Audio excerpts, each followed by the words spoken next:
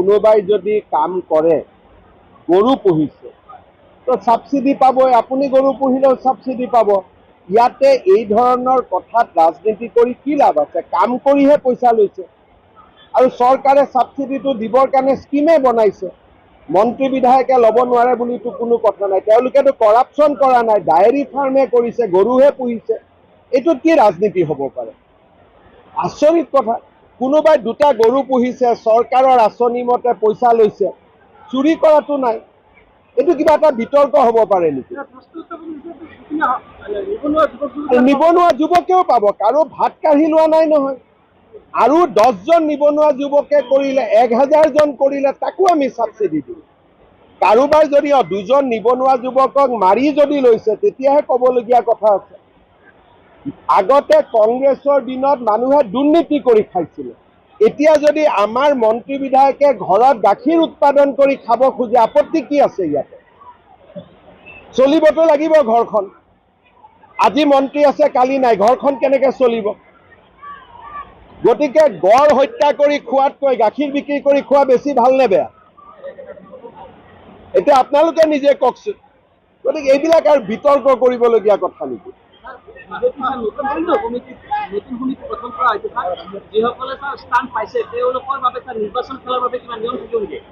যিসকল জিলা সভাপতি তেওঁলোকে নিৰ্বাচন নেখেলে, বাকীটো খেলিব পাৰে, বাকী খেলিব পাৰে। চিৰাঙত বিজেপি ইমান শক্তিশালী হৈ আছে নেকি? মইতো নাজানো ইমান ফাট মেলিব পৰা। আমিতো বড়োলেণ্ডত সৰু ৰাজনৈতিক দল এটা, আমি ফাট মেলিব পৰা অৱস্থালৈকে যোৱাই নাই দেখোন, হয় নহয়? বিজেপিটো ইয়াত সৰু পাৰ্টি এটা, আমি লাহে লাহে গ্ৰ' কৰিবহে খুজিছোঁ। গতিকে আমাক ইমান গুৰুত্ব দিব নালাগে, আমিতো সৰু পাৰ্টি, লাহে লাহে আগবাঢ়িম।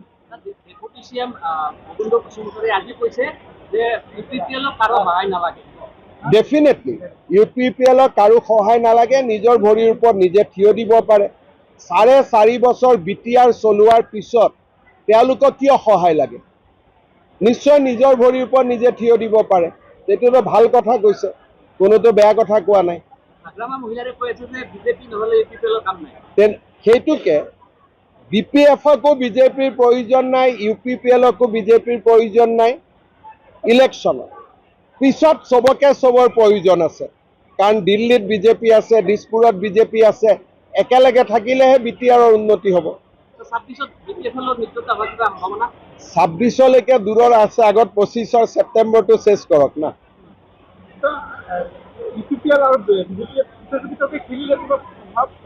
তেনেকুৱা কথা একো নাই, আমাৰ ভোট বেলেগ, তেওঁলোকৰ ভোট বেলেগ। আমি যদি লগতো খেলোঁ, আমাৰ ভোটটো তাত নাযায়, তাৰ ভোটটো আমাৰ তাত নাহে। যোৱাবাৰো আমি বেলেগে খেলিছিলোঁ, পিছত আমি বন্ধু হৈ আছোঁ। গতিকে এইটোতো কোনো নতুন কথা নহয়। যোৱাবাৰ আমি একেলগে খেলিছিলোঁ জানো? তেতিয়ালে কেতিয়াবা বিজেপিয়ে BPFৰ লগতো আগতে একেলগে খেলিছে নেকি? নাই খেলা। BTADত কেতিয়াও মিত্ৰতা নহয়, কাৰণ ইয়াত মিত্ৰতা হ'বই নোৱাৰে। ইয়াৰ ভোটিং পেটাৰ্ণ বেলেগ, ইয়াৰ জনগাঁথনি বেলেগ, কিন্তু MLA MPত ডেফিনেটলি মিত্ৰতা হ'ব। ইয়াত কিং মেকাৰ টেকাৰ একো নাই। আমাৰ কথাটো হ'ল BTRত শান্তি থাকক, BTRখন আগবাঢ়ক, আৰু তাৰ কাৰণে যদি বিজেপিয়ে ইলেকশ্যন নেখেলিলেও ভাল, আমি নেখেলিবও আছোঁ। আমাক লাগে BTRত শান্তি, হিন্দু মুছলমান খ্ৰীষ্টিয়ান বড়ো অনাবড়ো সকলো যাতে ভাল কৰি থাকিব পাৰে।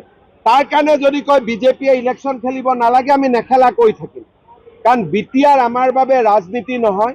BTRত শান্তি সম্প্ৰীতি আৰু প্ৰগতি থকাটোহে আমাৰ বাবে আটাইতকৈ ইম্পৰ্টেণ্ট। ৰাজনীতি যদি কৰিব লাগে, উপেন্দ্ৰনাথ ব্ৰহ্মৰ ষ্টেচু আমি দিল্লীত নবনাওঁ। আমাৰ ৰাজনীতিৰ কথাই নাই ইয়াতে। আমি বড়ো জাতিক সন্মান দিব খুজিছোঁ, অনাবড়োক সুৰক্ষিত কৰিব খুজিছোঁ, ইমানেই কথা।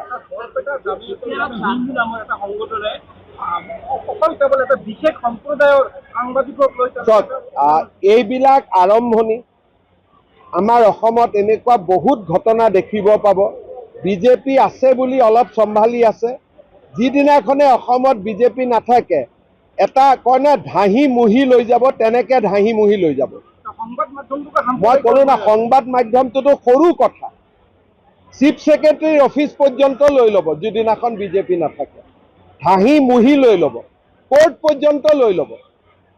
অকল বিজেপি আছে বুলি ঠাণ্ডা হৈ আছে। যিকোনো খবৰৰ বাবে যোগাযোগ কৰক 7099017330 লগতে 7099017110 নম্বৰত।